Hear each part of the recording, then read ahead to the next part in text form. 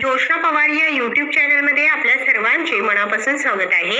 आज आपण इयत्ता 6वीच्या वर्गाची मराठी या विषयाची संकलित मूल्यमापन 2 द्वितीय सत्र परीक्षा प्रश्नपत्रिका संपूर्ण उत्तरांसहित अभ्यासणार आहोत। तुम्हाला जर 6वीच्या वर्गाच्या इतर विषयांच्या प्रश्नपत्रिका अभ्यासायच्या असतील तर आपल्या डिस्क्रिप्शन बॉक्समध्ये इयत्ता 6वी प्रश्नपत्रिका प्लेलिस्ट देण्यात आलेली आहे, ती प्लेलिस्ट पहा आणि इतर विषयांच्या प्रश्नपत्रिकेचा देखील सराव करा। या ठिकाणी प्रश्न क्रमांक आणि प्रत्येक प्रश्नाला किती गुण निर्धारित करण्यात आले आहे ते देण्यात आलेले आहे। एकूण 50 गुणांचा पेपर आहे। 40 गुणांची लेखी परीक्षा आणि 10 गुणांची तोंडी परीक्षा। तोंडी चाचणी प्रश्न पहिला, तुझ्या शाळेत झालेल्या क्रीडा स्पर्धेविषयी 4 ते 5 ओळीत माहिती सांग। 5 गुणांसाठी आहे हा प्रश्न।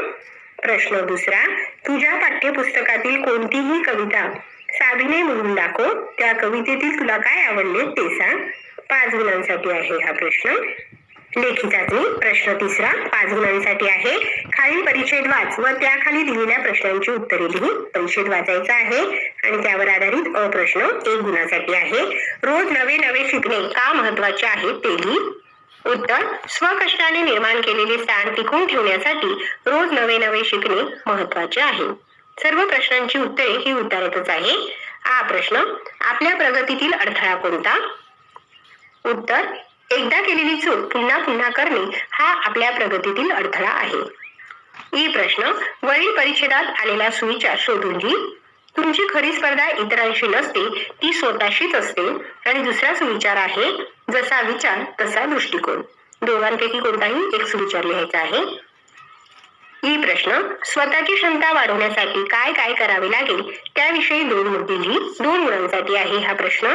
स्वतःची क्षमता वाढवण्यासाठी इतरांशी तुलना ही केवळ स्वतःला सुधारण्यासाठी करावी, दुसऱ्याला कमी लेखण्यासाठी नाही। काल जे केले त्यापेक्षा आज आपण निश्चितच काहीतरी वेगळे चांगले उत्तम केले पाहिजे। प्रश्न चौथा 5 गुणांसाठी आहे। खालील कविता वाच व त्याखाली दिलेल्या प्रश्नांची उत्तरे लिही। कवितेवर आधारित प्रश्न, कवितेतील रोज नवाचे रंग बदलण्याचा उल्लेख कशासाठी केला आहे ते लिही। उत्तर, जीवनातील बदलती परिस्थिती किंवा सुख दुःखाचे चढ उतार दर्शवण्यासाठी कवितेतील रोज नवाचे रंग बदलण्याचा उल्लेख केला आहे। हा प्रश्न, संकटे आली तरी माणसाने कोणती भूमिका घ्यावी यावर 2 मुद्दे लिही। 2 गुणांसाठी संकटांना घाबरून न जाता त्यांना धैर्याने सामोरे जावे लागते। संकटामुळे हताश होऊन कधीही मौल्यवान अशा आयुष्याचा त्याग करू नये। ही प्रश्न, ठरवलेली गोष्ट घडत नाही तेव्हा तू करतोस। उत्तर, मी निराश होता माझे प्रयत्न सुरू ठेवतो आणि पुन्हा नव्याने सुरुवात करण्याची जिद्द ठेवतो। ही प्रश्न, दिलेल्या कवितेसाठी तुझ्या शब्दात योग्य शीर्षक लिही। उत्तर आहे बहुमोल जीवन। दिलेल्या कवितेसाठी योग्य शीर्षक आहे बहुमोल जीवन। प्रश्न 5वा, खाली चित्राचे वर्णन कंसात दिलेल्या शब्दांच्या सहाय्याने लिही। 4 गुणांसाठी आहे हा प्रश्न। शब्द आहे एसटी स्थानकाचे दृश्य, एसटी बसेस, प्रवाशांची वर्दळ, शाळेतील मुले, खाद्यपदार्थांच्या गाड्या। या ठिकाणी चित्र देण्यात आलेले आहे। हे एक एसटी स्थानकाचे दृश्य आहे। बस स्थानकावर अनेक एसटी बसेस रांगेत उभ्या असलेल्या दिसत आहेत। स्थानकावर प्रवाशांची मोठी वर्दळ असून लोक आपल्या गाड्यांची वाट पाहत आहेत। चित्रात काही शाळेतील मुले गणवेशात दिसत आहे, जी कदाचित शाळेत जाण्यासाठी तिथे आली आहे। तसेच प्रवाशांच्या सोयीसाठी तिथे खाद्यपदार्थांच्या गाड्या सुद्धा आहेत, जिथे लोक खाण्यापिण्याच्या वस्तू आहेत।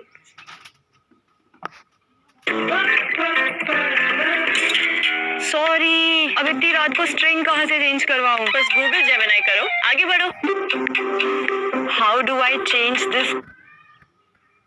प्रश्न 6वा, खाली लोकगीताचे वाचन कर व त्यावर आधारित प्रश्नांची उत्तरे लिही। 3 गुणांसाठी आहे हा प्रश्न। या ठिकाणी लोकगीत देण्यात आलेले आहे। टिल्लम टिल्लम ताल वाजवतो, मुखी हरीचे नाम गाजवतो, टिल्लम टिल्लम प्रभातकाली थैत्रे नाचत स्वारी आली। प्रश्न 1 गुणासाठी आहे। वरील लोकगीतात कोणत्या व्यक्तीचा उल्लेख आला आहे ते लिही। वरील लोकगीतात वासुदेव या व्यक्तीचा उल्लेख आला आहे। हा प्रश्न, अंगरख्यावर कशाचा कशिदा केला आहे ते लिही। अंगरख्यावर कवड्यांचा कशिदा केला आहे। ही प्रश्न, तुझ्या बोलीभाषेत खाली दिलेल्या शब्दास काय म्हणतात ते लिही। अंगरखा, सदरा किंवा शर्ट।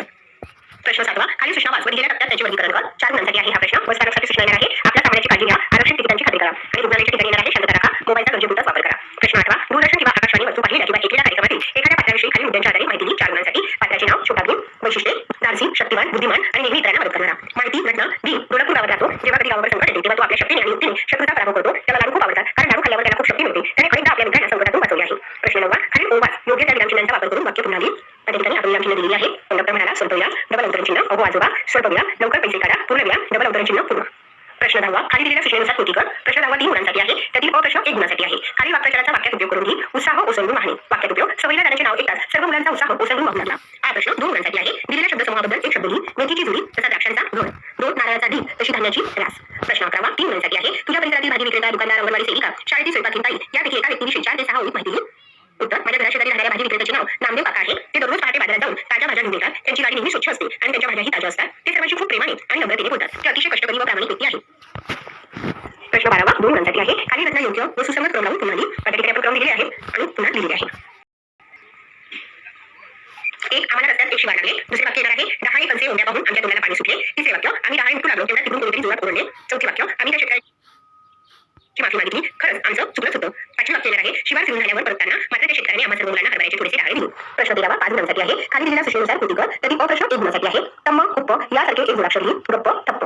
हा प्रश्न, घरासाठी खाली पर्यायांपैकी कोणते विशेषण अयोग्य होईल तो योग्य पर्याय चौकटीत लिही. घरासाठी अयोग्य विशेषण येणार आहे वाकडे. त्यामुळे आपण पर्याय क्रमांक 3 चौकटीत लिहिले आहे. ही प्रश्न, काळ्या ढगाने आकाशात गर्दी करताच मोर नाचू लागला. वरील वाक्यातील अधोरेखित शब्दाचे लिंग बदलून वाक्य पुन्हा लिही. मोर या शब्दाला अधोरेखित केलेले आहे. लिंग बदलून होणार आहे लांडोर. काळ्या ढगाने आकाशात गर्दी करताच लांडोर नाचू लागले. ही प्रश्न, खाली वाक्यातील संयुक्त क्रियापदाला अधोरेखित कर. 1 गुणासाठी